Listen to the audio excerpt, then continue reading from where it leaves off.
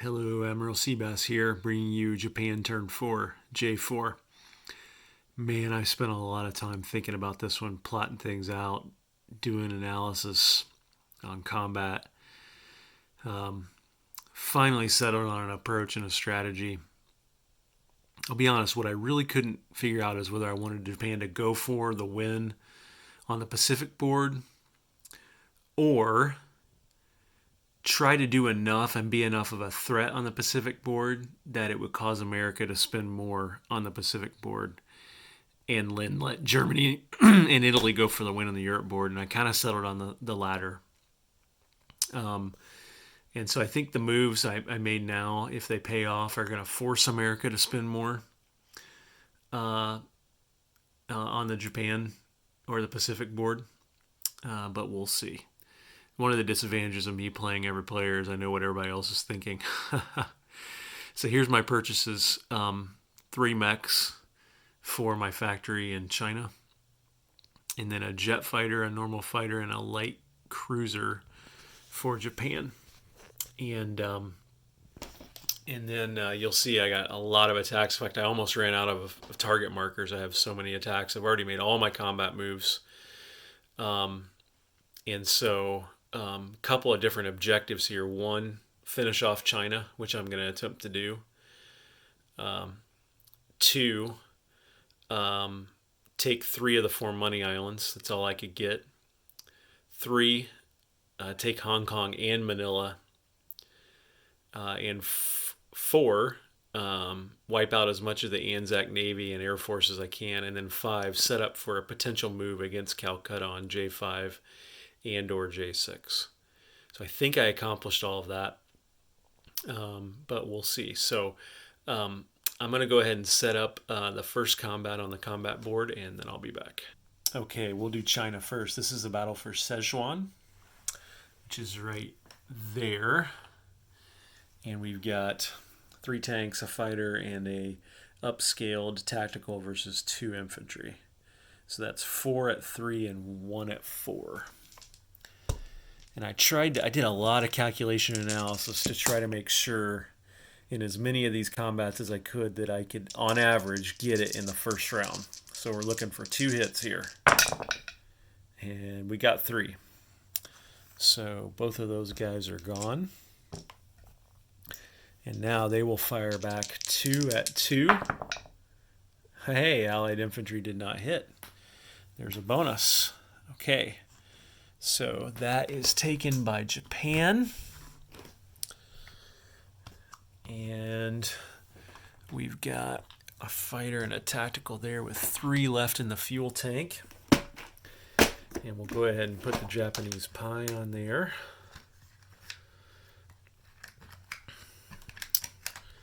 Hang on here while I get those.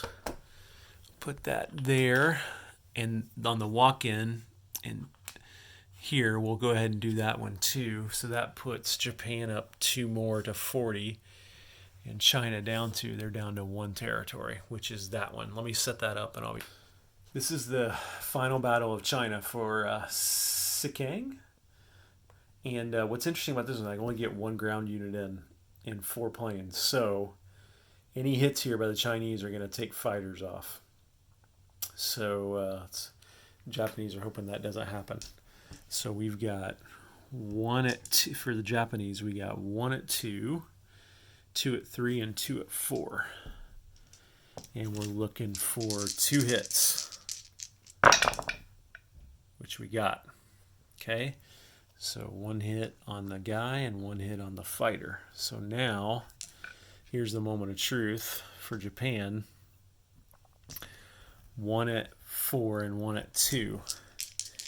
And every hit here will take off a fighter. So let's see what happens. 1 hit. Not too bad if you're the Japanese, especially since you just conquered China.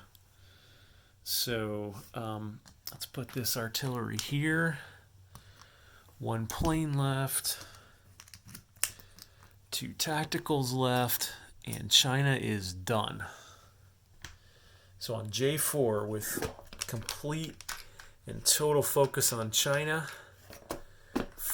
for the first 3 turns, Japan was able to finish them off. 0-41.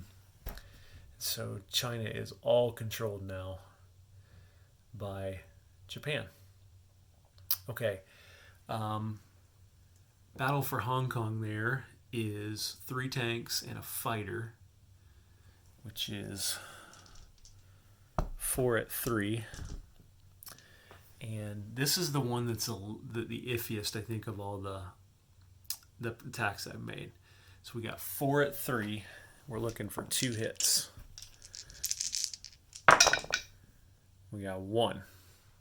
Okay, so we'll put that up there. And then the Brits have got 2-2.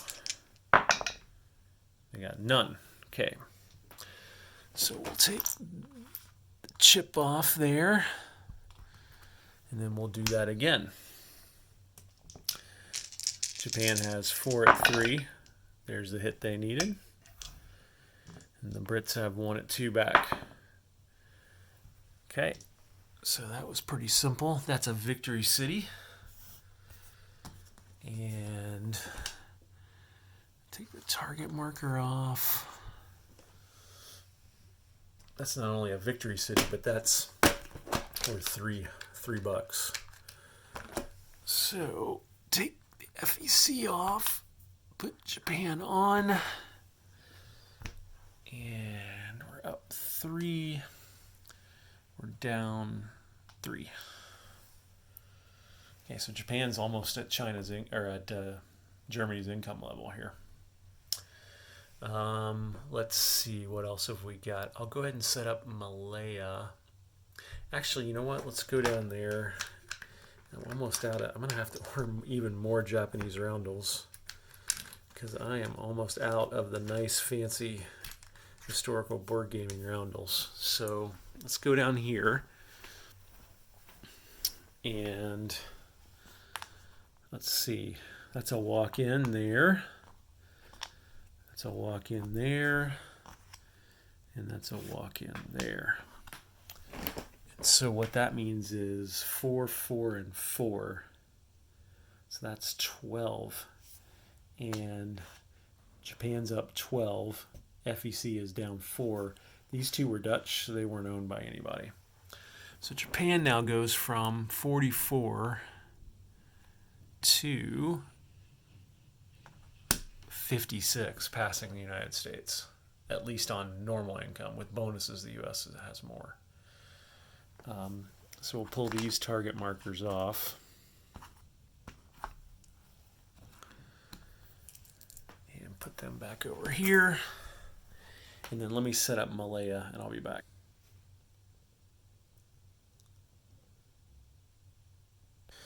Hey guys, I realized I recorded or I thought I was recording, but I wasn't. Anyway, the Japanese already attacked Malaya, did 4 hits. The Allies rolled back 5 infantry at 2 or less, and look what happened. 5 hits. Ridiculous, right? So now I got to decide whether how many of these guys versus planes to lose, because all of these infantry were going to be the brunt of the invasion force to threaten Calcutta starting next turn. So let me think about this for a second. All right, I decided I am going to lose the ground units. I've got more ground units I could collect down there, and the planes are just too valuable. So 1, 2, 3, 4, and I still have to lose a fighter. Unbelievable. Allied infantry dice. Unbelievable. Okay, so now we've got 1-2, 2-3, and 2-4. We're looking for 1 hit to finish these guys off. There it is. And he goes back. He shoots back. I mean, was there any doubt? For real. Gotta lose another fighter. Unbelievable.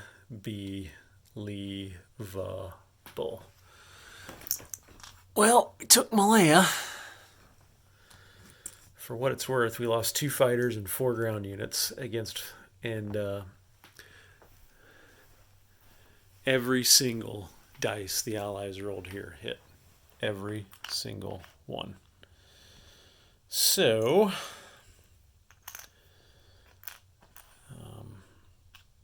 I mean, we took it. We did take it. But, man, I mean, that's just brutal.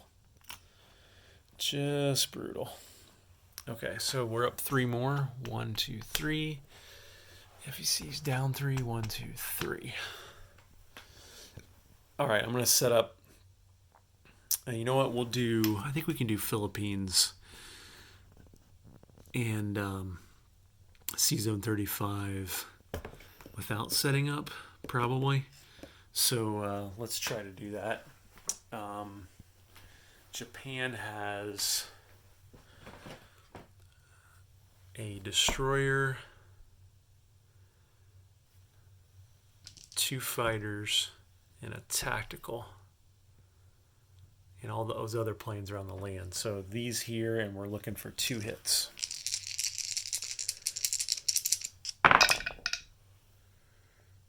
Got it.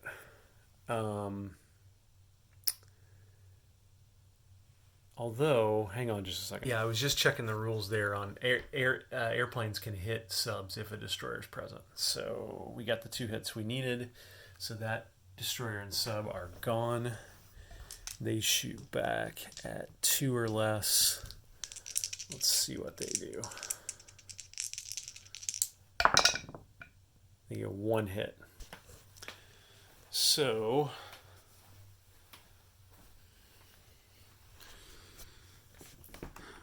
probably want to lose the fighter so that you can protect your transports with the... Yeah, we'll lose a fighter. So fighter's dead. These 2 are dead. And now all that stuff comes on shore. And so now we'll do the land battle for the Philippines.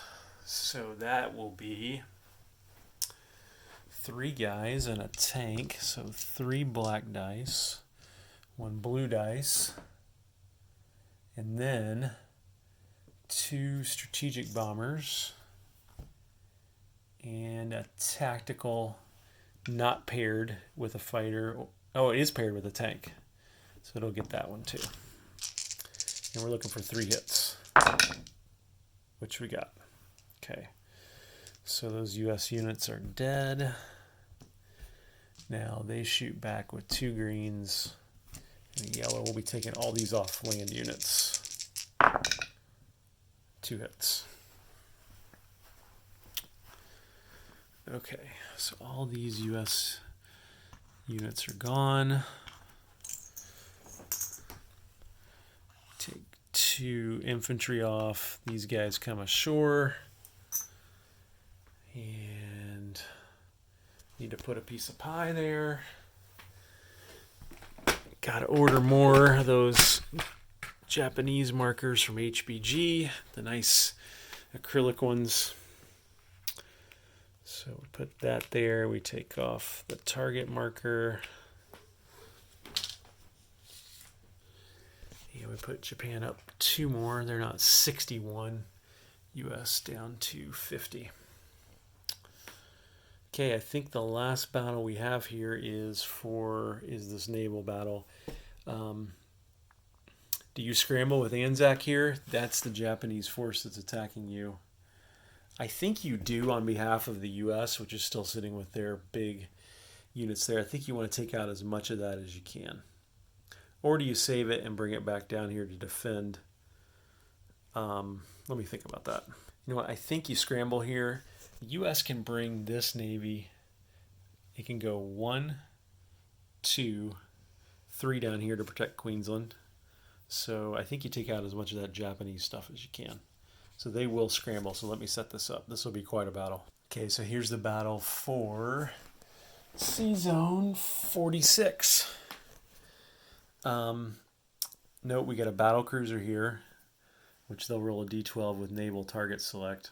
But first we got to do the light cruiser. This is a Japanese light cruiser right there, which is an HPG custom piece. It gets to roll anti-aircraft. So it gets 3 anti-aircrafts against the Anzac Air Force. So let's see what it can do. 1 hit. So one of these fighters is gone.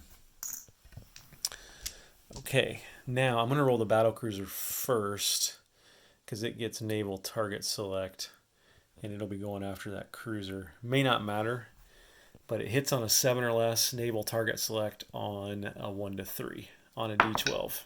Oh, got naval target select. Guess what? We will hit the cruiser then. That was pretty cool. All right, so now 5 at 2. Let's just go ahead and roll those separately. That's 3 subs. No, 6. 3 subs, 2 destroyers, and a light cruiser. That's 3 more hits. 1, 2, 3. That should be all she wrote. The normal cruiser and the fighter. 2 hits. We only needed 1. Okay, so the Aussies will fire back. 2 2s, 1 3, and 2 4s. Oh my gosh, well, they got diced. 1 hit. We'll take a sub. We won't even damage the battleship.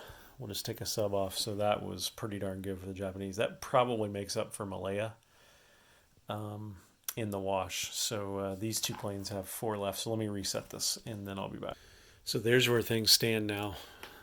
Pretty powerful by the Japanese, huh? Wiped out the Anzac Navy, wiped out China, took 3 of the 4 money islands, took Malay, and looking pretty strong all in all. So I'm not going to show all the non-combat moves because it's just going to take too long, and this video is already 17 minutes. So I'm going to do the non-combat moves, give you the highlights of where we are, and then place units and collect income. Okay, there's the non-combat moves done. Had to split my strong naval forces down here to protect my transports. FEC could do something of a straight up fight against maybe this force, but we'll have to see. Got quite a force in Yunnan there ready to go in. Those tanks here could come in too. But yeah, let's go ahead and place our units. These 3 mechs are going to go here. These 2 are destined for a new carrier at some point. Can't wait to see what that jet fighter does. And the light cruiser here, part of this building, I guess 3rd naval force. And then we're going to collect 61 bucks. Let me get rid of all this first.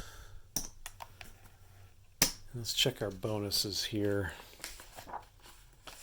Oh, forgot, we get wartime economy.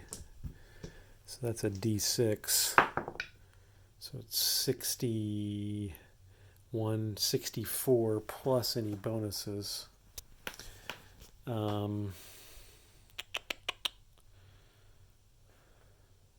Don't get any bonuses actually.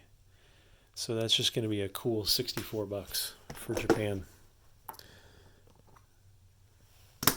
20, 40, 60. 4. That's pretty good. That's within shouting distance of the U.S. That will pretty much force the U.S. to spend more in the Pacific than they wanted to. Australia's under threat down there. Big Navy there. Transports backing it up, potentially. Those transports could get into Queensland next turn along with that Navy.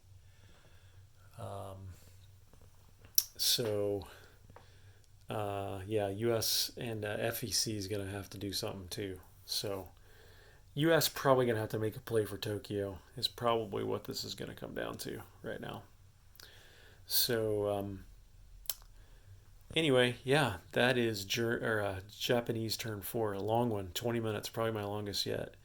And it took me half a week just to plan this thing. So hope you guys enjoyed that. And we'll be looking to do U.S. turn 4, which next, which the theme of that one is Santa Claus is coming to town. He's making a list and checking it twice. He's got $77 that he cannot wait to spend. All right, everybody. Admiral Seabass signing off.